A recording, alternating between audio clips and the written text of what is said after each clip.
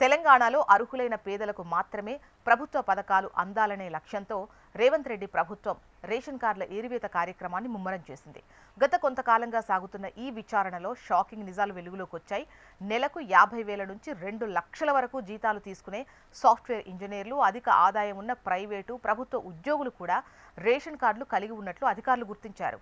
గతంలో కొంతమంది సాఫ్ట్వేర్ ఉద్యోగులు తమ తల్లిదండ్రుల కార్డులోనే కొనసాగడం వల్ల వారి వివరాలు బయటకు రాలేదు. కానీ ఇటీవల తల్లిదండ్రుల నుంచి విడిపోయి ప్రత్యేకంగా కొత్త కార్డులు పొందడంతో డేటా విశ్లేషణ ద్వారా వీరి అసలు ఆదాయ వివరాలు బహిర్గతమయ్యాయి.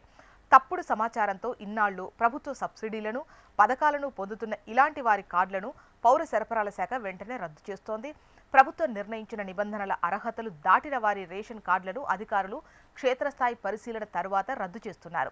ఏడాదికి 6 లక్షల కన్నా ఎక్కువ ఆదాయం ఉన్నవారు, అలాగే ప్రతి ఏటా ఇన్కమ్ ట్యాక్స్ చెల్లిస్తున్న వారితో పాటు గ్రామీణ ప్రాంతాల్లో 3.2 ఎకరాల కన్నా ఎక్కువ భూమి లేదా 7.2 ఎకరాల మెట్ట భూమి కలిగి ఉన్న వారికి కూడా రేషన్ కార్డులను రద్దు చేస్తున్నారు. ప్రభుత్వ ఆదేశాల మేరకు పౌర సరఫరాల శాఖ అధికారులు ప్రత్యేక బృందాలుగా ఏర్పడి క్షేత్రస్థాయిలో పర్యటిస్తున్నారు. ఆధార్ లింకేజ్, ఐటీ రిటర్న్ ఆధారంగా అనుమానిత అకౌంట్స్ను స్క్రీన్ చేస్తున్నారు. అర్హులైన పేద ప్రజలకు ఎటువంటి అన్యాయం జరగకుండా చూస్తూనే వ్యవస్థను దుర్వినియోగం చేస్తున్న ఐటీ ఉద్యోగులు, ల్యాండ్లార్డ్స్, ఐటీ పన్ను చెల్లింపుదారుల రేషన్ కార్డులను పూర్తి స్థాయిలో తొలగిస్తున్నారు. ప్రభుత్వం తీసుకున్న ఈ నిర్ణయం ప్రస్తుతం రాష్ట్ర వ్యాప్తంగా సంచలనంగా మారింది.